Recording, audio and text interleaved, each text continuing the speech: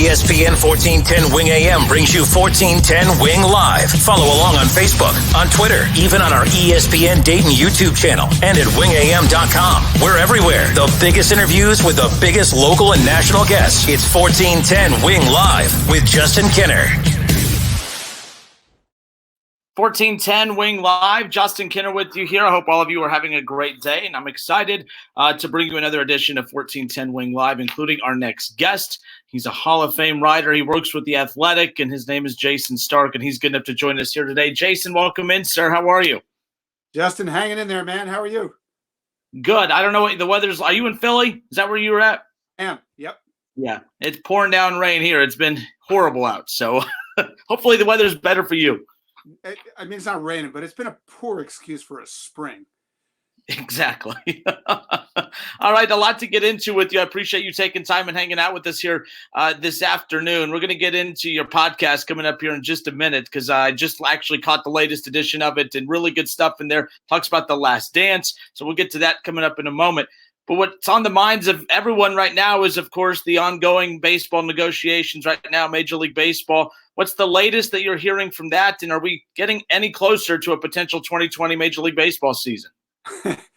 I wouldn't say there's been any progress really on any front.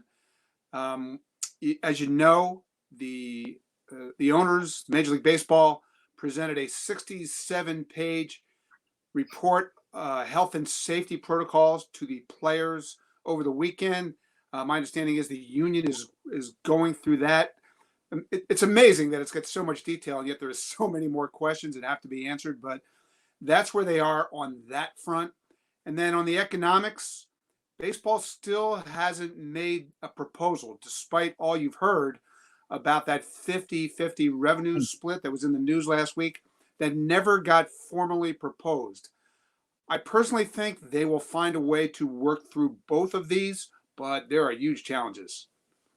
What are the biggest challenges? I mean, right now, I think what's out there the most is, and it's unfortunate, but like the two comments made last week. I mean, heading into last weekend, Blake Snell and then Bryce Harper, re-commenting on his comments. That was kind of the main, that's where a lot of the attention was going heading into the weekend. Is it fair? I mean, the players are being deemed the bad guys in this, and I don't think that's completely fair because I don't think I even know all the background information, so it's easy to deem them as selfish. I don't think that's fair. What is their main takeaway of this? I know it's easy to just say money, but why are they finding this so unfair when everyone else is like, hey, we've all taken a hit during this. Why are they excluded from that? What's the real story? Yeah, I don't think it's completely fair either. I just think it's a bad idea to have out in public right now in the middle of a pandemic with 36 million people unemployed. Like that's just a horrible look. And, that's part of their perception issue right now. But in terms of actually trying to find a way to make a deal, the owners decided to present this 50-50 revenue split. I think knowing there was no way that the players would buy into it or even want to engage in a conversation about it. And it's funny. I've covered baseball for a long time, covered way too many labor squabbles. And I say all the time, if you were a Martian and you just landed on Earth and you're just examining this whole proposal, you'd have owners saying, look, we don't know how much revenue there's going to be. You don't seem to believe us that we're going to lose it. So why don't we just count it up at the end, and whatever we count, you can have half of it. Like the Martians would say, sure, that sounds fair. But if you're familiar with this sport and these two sides and their history, you'd know, if you're an earthling, that this was not leading anywhere. And so I think they will find a middle ground, but don't ask me what it is, because right now they're nowhere on that side of it. When you look at some of the other sports out there, the NFL is not fair to talk about now because they're still months away from even having to make a decision like what baseball has or even basketball. But the NBA seems different. It seems to have full support from the players. Why is there, and again, I know you Major League Baseball, but why is there seem to be less bumps in the road for the NBA, more support from the players to come back than in baseball? Is it a different cap structure that's leading to that, in your opinion?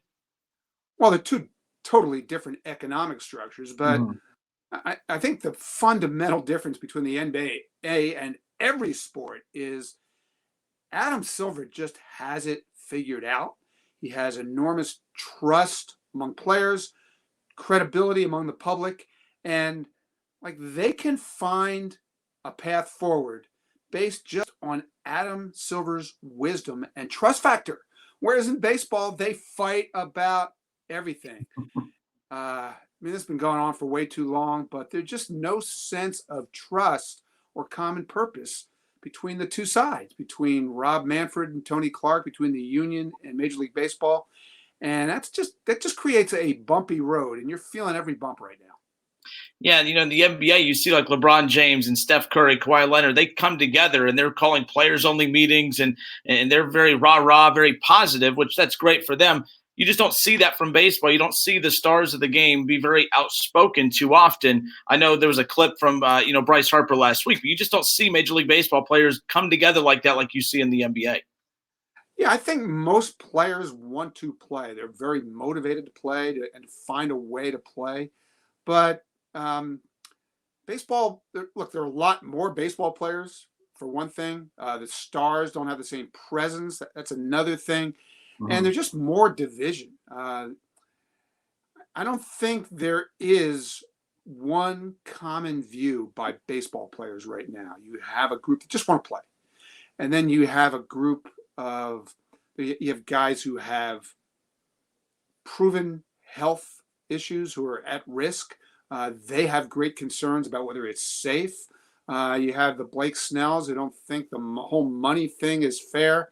You've got agents. Scott Boras has been heavily involved, and he's trying to take the position that there's nothing to even talk about here. So, think about where we are in general. They just did an agreement a few weeks ago. Now they can't even agree on what they agreed on. All right, we have Jayson Stark with The Athletic, Hall of Fame writer, with us here on 1410 Wing Live. So I just caught the latest episode of Starkville. I saw that you tweeted that out just a little bit ago as well. And The Last Dance, I know it's about Michael Jordan, the Bulls, NBA, but I just think it's a fantastic sports documentary at that. So much you could take away about all sports from it. But I got to thinking about baseball, and in your latest Starkville podcast, you guys talk about, which players, past or present, could, make a great, The Last Dance documentary.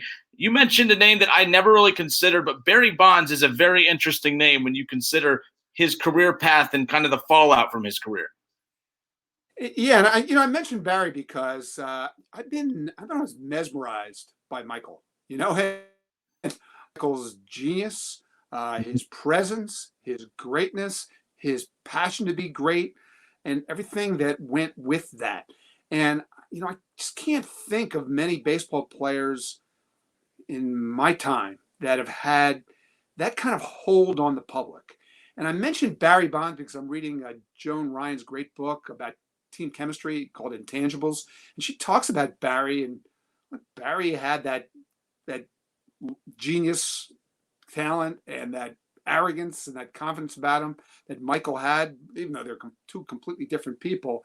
And, I think at a different time and place, Barry could have been a great subject for a documentary like that. The only other player that I can think of that was that great a source of fascination among millions of people for many years is Pete Rose. I know that's a name that people in Ohio are familiar with.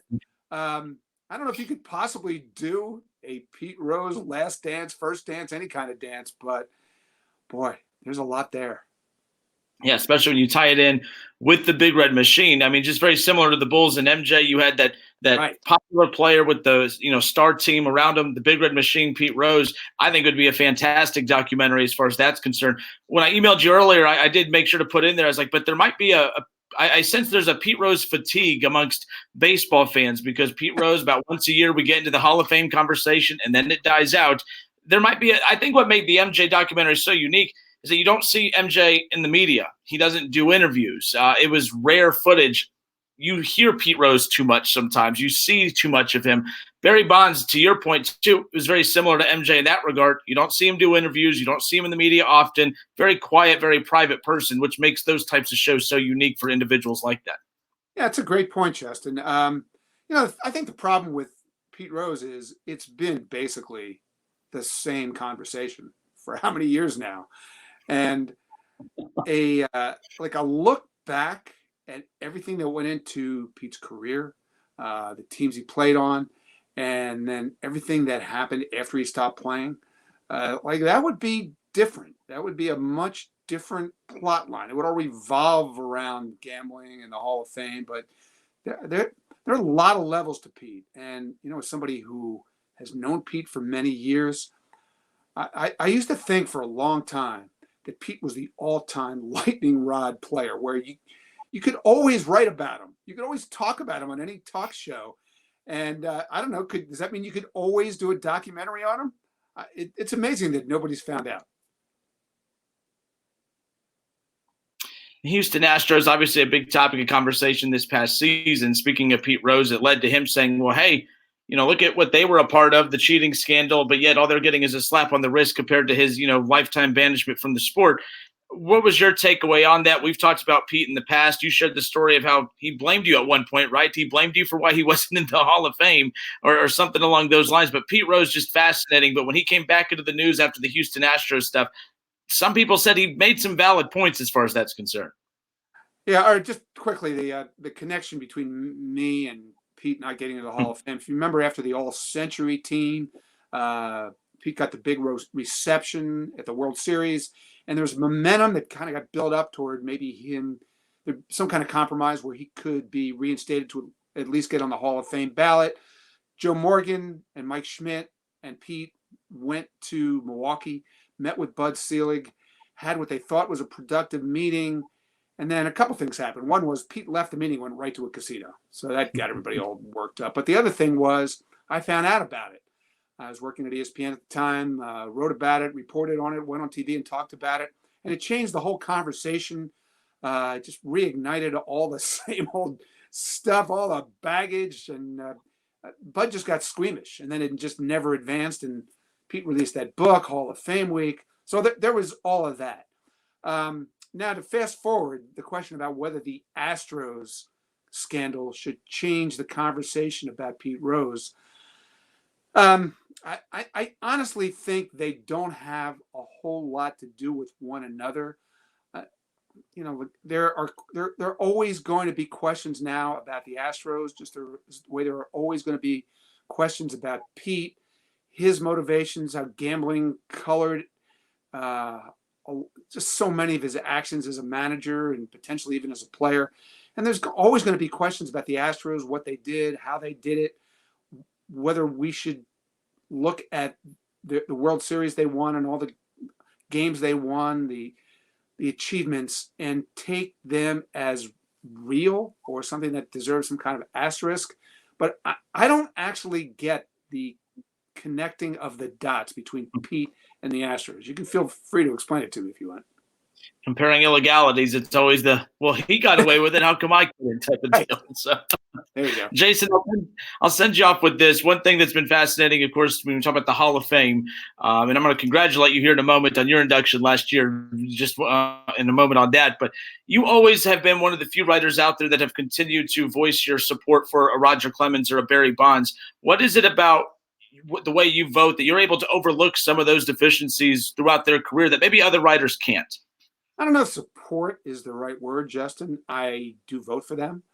Mm-hmm. And I wouldn't say I feel good about it, but here's the problem that we run into as voters.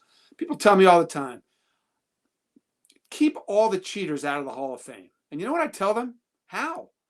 Please give me a list of everybody who cheated, and I'd be happy to vote that way.